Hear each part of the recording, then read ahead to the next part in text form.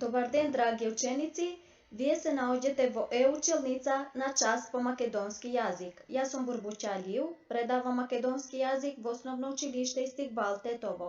Ова видео настава е наменето за ученици од 7 оделение. Денес ние ќе учиме за читање и анализа на текстот на љубавиот конј. Цели за овој час ние денес ќе научиме како можеме реченицата да ја збогатиме со други зборови, правилно да ги употребиме придавките како зборови кои стојат веднаш до именките и ги појаснуваат како ќе ги разликуваме придавките од другите зборови во реченицата. За овој час е потребно бела хартија и молив за пишување. Сега јас ќе читам изразно, а вие ќе ме следете внимателно. Најубавиот конј. Некогаш имало еден бел, најубав конј на светот, со сребрени гриви, со златни потковици и тело мазно како свила.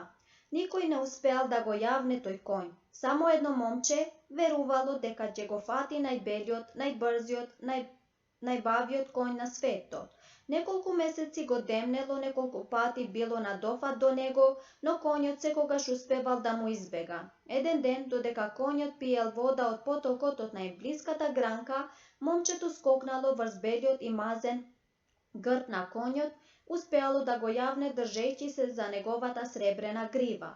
Конјот трчал по планини, долини, прескокнувал реки и потоци, потрчувал низ ливади и полиња. Момчето цврсто се држело за гривата, но полека почнало да ја губи силата и немошно паднало на тревата. Со прстите го допрело своето лице и се вчудовидело кога сфатило дека е набрчкано, а косата и брадата сосем му обелеле. По неколку мига на бескрајна среќа на плеќите на најубавиот конј, момчето станало белокос старец. Во раката му останал само неколку влакна од сребрената грива, како доказ дека некогаш го јавало најубавиот, најбелиот, најпрекрасниот конј на светот, а конјот со сета своја младост, раскош и убавина и натаму трчал низ полињата и планината и предизвикувал смелите момчиња.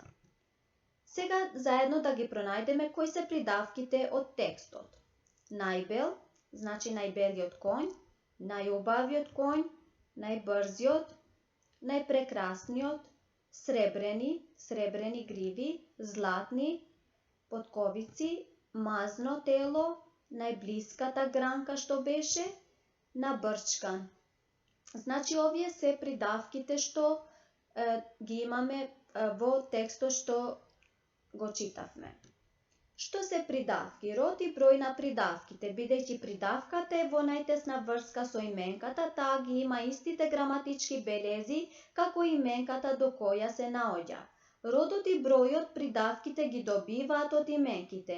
Има исклучоци ако се работи за туѓи придавки, ачик, екстра, мини, пембе, супер, фер и слично. За разлика од именката која му припаѓа само на еден од трите граматички рода, придавките имаат форми за сите три рода во еднина: добар, добра, добро, волнена, волнен, волнено. Што се придавки? Дефиниција: зборовите кои стојат до именките и ги појаснуваат какви се, чии се или од што се направени, ги викаме придавки. Значи, драги ученици, вие треба да ги запамтите секогаш што се придавки. Ајде уште еднаш да повторуваме заедно. Зборовите кои стојат до именките и ги појаснуваат какви се, чии се или од што се направени, ги викаме придавки. И за домашна задача ги имате следниве прашања: во што верувало детето од сказната, што му останала во рацете како доказ дека навистина го фатило конјот, со кои зборови се служи авторот при опишување на конјот, како ти ќе го опишеш твоето милениче. Ви благодарам на вниманието и ви посакувам успешна работа.